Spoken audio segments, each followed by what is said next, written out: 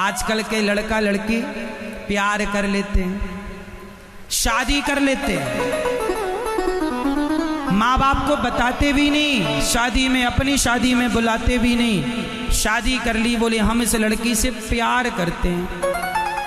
अब पूछो इन लड़कों से कि जिस माँ ने तुम्हें जन्म दिया, तुम्हारा मलमूत्र धोया, तुम्हें उस माँ से तो प्यार हुआ नहीं, इस लड़की से प्यार हो गया, इस लड़के से प्यार हो गया। अच्छा ये बताओ, आजकल जो लड़का लड़की एक दूसरे से प्यार करके ले करके भाग जाते हैं, आप क्या कहते हैं, इनका प्यार असली है या नकली है? जोर से, असली है ये लेके भाग जाने वाला? असली है? नकली है? एक्चुअली ये प्यार है ही नहीं। ये क्या है बताओ आप लोग, ये क्या है? ये प्यार है ही नहीं, ये केवल वासना है। उस वासना की पूर्ति करना चाहती है लड़की, लड़का उनके अंदर भरा पड़ा है वासना का, वो उसे पूरा करना चाहते हैं। इसलिए उस एज में समझ में नहीं आता कि आगे क्या निर्णय लें। जवानी अंधी होती है ना,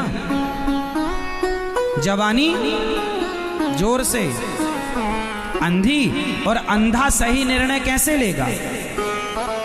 जब वो जवानी से उबरता है तब समझता है कि मैंने तो बहुत बड़ी गलती कर दी। जब उसके अंदर से काम का, विषय वासना का भूत उतर जाता है, तब वो उसे अरे हमने तो गलत किया, हमने इस वासना के लिए हमने अपनी माँ छोड़ दी, हमने अपना पिता छोड़ दिया, हमने अपने रिश्ते छोड़ दिए, उस माँ को छोड़ा जो माँ, उस पिता को छोड़ा जो बाप हमारे लिए ओवर टाइम काम करता था, चप्पल घिस गई, कपड़ा फट गया तो भी पैसा हम पर खर्च करता था, स्वयं पर बाप पैसा खर्च नहीं करता, अपने बच्चों के लिए बचा बचा के रखता। कुछ लड़कियां, कुछ लड़के उस बाप के बलिदान को ना समझकर काम में अंधी होकर, जवानी में अंधी होकर अपने माँ बाप को छोड़कर चली जाती हैं। आपने तो चलो शादी कर ली किसी लड़के से, घर बसा लिया, कभी पलटकर देखा है कि आपके माँ बाप का क्या होता होगा? जिस गली से गुजरते होंगे ना तुम्हारी माँ बाप, लोग ताने मारते हैं, अरे इसकी बेटी भाग गई, अरे इसका बेटा भाग गया। कोई इज्जत नहीं रह जाती समाज में, सारी जिंदगी लग जाती है मेरी बहनों इज्जत कमाने में। अभी तुम नहीं जानती हो कि सम्मान क्या होता है, जब तुम कमाओगी तो पता लगेगा। सम्मान कमाने में जिंदगी लग जाती है और बच्चे जरा सी देर में माँ बाप के सम्मान को लात मार करके चले जाते हैं। जिस गली से निकलते हैं लोग ताने मारते हैं तुम्हारी माँ को, क्या गुनाह किया तुम्हारी माँ ने, क्या गुनाह किया तुम्हारे बाप ने? केवल तुम्हें अच्छे से अच्छे कॉलेज, अच्छे से अच्छी यूनिवर्सिटी में केवल पढ़ाने का सपना देखा था। मेरी बेटी पढ़ जाए, कलेक्टर हो जाए, आईएएस हो जाए, आईपीएस हो जाए, मेरी बेटी बड़े पद पर जाए, साइंटिस्ट हो जाए, पायलट हो जाए, हमारी बेटी बड़ा नाम करे, ये सपना देखा था।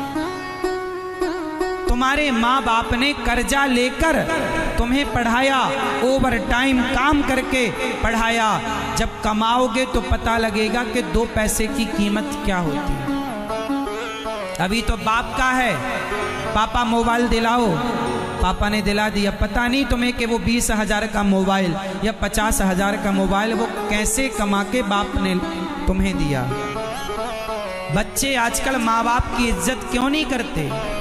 इसलिए नहीं करते क्योंकि उन्हें मेहनत की, पैसे की कीमत ही नहीं पता। इसलिए मैं आपको एक बात बताऊं, मैं छोटा था ना तो मैं आपको बता चुका हूं, फिर एक बात कह दूं, मैं छोटा था तो गांव में भीख मांगने जाता था, तो मुझे पता चल गया था कि अन्न की कीमत क्या है। जब मैं 12 साल का था तब मुझे चावल के एक एक दाने की कीमत पता चल गई थी। क्यों? क्योंकि मैं लोगों के घर भीख मांगने जाता था। तो लोग मुझे दिया करते थे।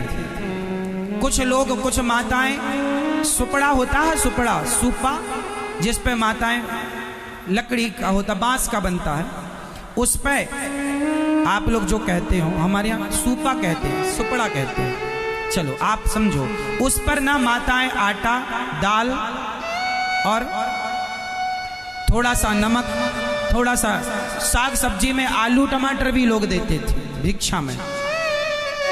दाल, चावल और आटा, ये तीन तो होती थे। कोई कटोरी में घी भी देता था जरा सा। तो जब मैं उस बर्तन को खाली करता था तो उससे एक एक दाना चावल का मैं खाली कर लेता था, एक एक दाना दाल का मैं खाली कर लेता था। मुझे पता, यदि जमीन में गिर जाता था ना कुछ खाली करने में, झोली से गिर गया, तो मैं चावल के दाने को समेट कर अपनी झोली में डालता था, दाल के दाने को समेट कर। जब मैं 12 साल का था तब मैं भीख मांगने गांव में जाता था, क्योंकि खाने को घर में रोटी नहीं थी, मांगेंगे नहीं तो खाएंगे क्या। तब मुझे पता चल गया था कि एक एक दाने की कीमत क्या है। इसलिए ये दास अनिरुद्ध तब से लेकर आज तक मैं कभी ना अन्न का ना धन का मैं कभी दुरुपयोग नहीं करता। मुझे पता है भीख मांगना भी कठिन है साहब। सबसे ज्यादा अपमान सहना पड़ता है तो भिखारियों को, सबसे ज्यादा तिरस्कृत होते हैं तो भिखारी। सामने हम तो मुट्ठी भर चावल और गेहूं, मुट्ठी भर आटा और चावल मांगने जाते थे, पर कुछ लोग तो ताने मारते थे, इनका तो धंधा ही है। मजबूरी सब सुनाती है साहब, मजबूरी सब कराती है। सब दिन एक से नहीं होते। माना कि कुछ लोगों का धंधा हो सकता है, पर मेरी तब मजबूरी बहुत थी। समय बदला, अन्न का दुरुपयोग नहीं किया, सदुपयोग किया। इसलिए आज वृंदावन में उसी अन्न की कृपा से, ऐसी अन्नपूर्णा मां की कृपा से अन्न क्षेत्र चल रहा है कि 30 से 40 हजार लोग रोज गौरी गोपाल जी की रसोई में भोजन करते हैं।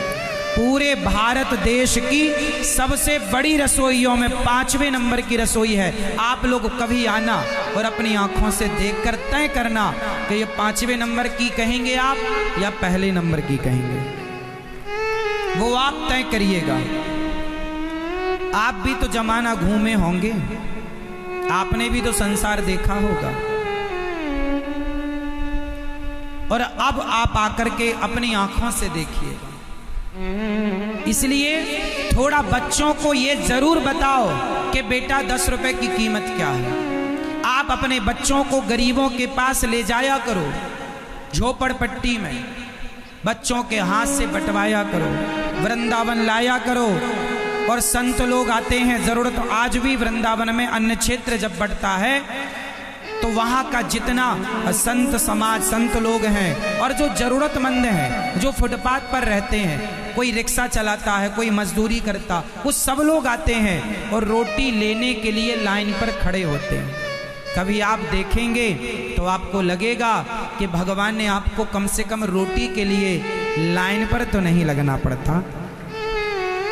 ईश्वर ने इतना दिया है आपको, पर आपके पास है तो उनको दीजिए जो लाइन पर खड़े हैं, और सदुपयोग कीजिए अपने धन का।